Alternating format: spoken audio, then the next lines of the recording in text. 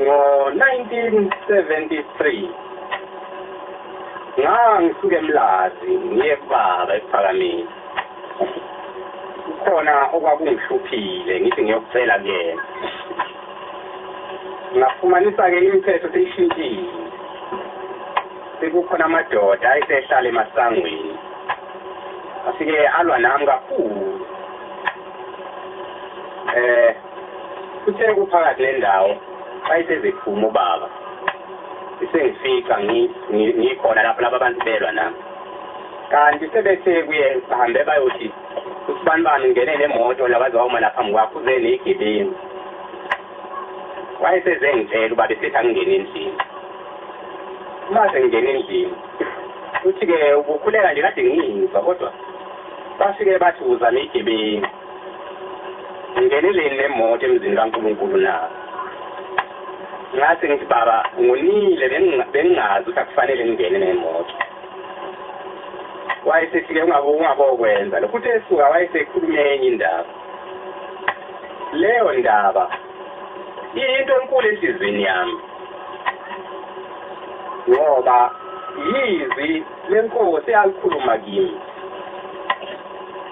angisho into ukuthi waphathisa omunye umuntu ngisho into engiyazi mina noma ngifikelwa ukufa ayinakuphenduka leyo nto noma ngifikelwa ubumpofu ayinakuphenduka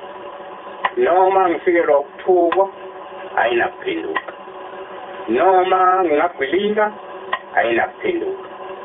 noma ngingaba umhambuma ngibe umndindi nomhambuma kodwa ayinakuphenduka uthi-ke uma ekhuluma ubaba uthi uyabona mntanami sengimdala manje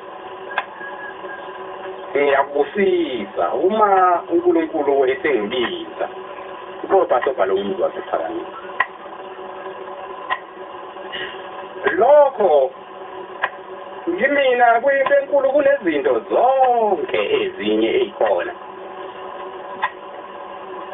ayikho into enkulu enhliziyweni yami engangalokho noma ngifikelwa ukushelela konyawo ngingidumale ngoba amagama enkosi ngiyawazi uthi-ke uyezwa na ngithi-ke mina baba ngiyezwa uthi-ke noma sengifile ngiyovuka ngikusize ngiyakukhohlwa lokhu engikhulumayo manje-ke sithi sisalelo senu sengihlanjululwe wedwa nkosi angisadingi omunye futhi sengihlanjululwe wedwa nkosi angisamdingi omunye futhi ngalokho-ke inhliziyo yami inokuthula impande yenhliziyo yami inokuthula ngoba le ndlela engihamba ngayo nginofakazi osezulwini njengoba ngimile nje la nginofakazi osezulwini inhliziyo yami ayinakukhathazeka noma ngibonize lizamazama ize ngibone lizamazama ziningi izinto ezikhulu esengeke ngayibona nempi sengeke ngayibona nokuzingelwa sengeke ngakubona negazi sengeke ngalibona nejele sengeke ngalibona akukho lutho nete sengeke ngalibona amaNazaretha engiphathele amatshe kodwa inhliziyo yami inokuthula ngoba nginofakazi osezulwini angazi-ke wena ukuthi okwakho ukukholwa kumile iphi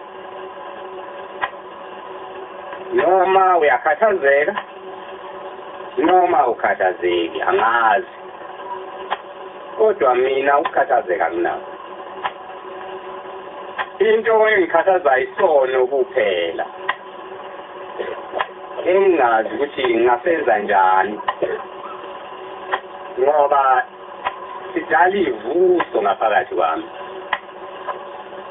Kodwa enye into ayikho into engikhathazayo. Ngalendlela engihamba ngayo ngoba indlela enesibusiso ngoba yakhulunywa umuntu wasezulwini. Sisindisiwe thina manaza betha sonke siyawuhlale lela sibaje ele bonke sisindisiwe thina sisindi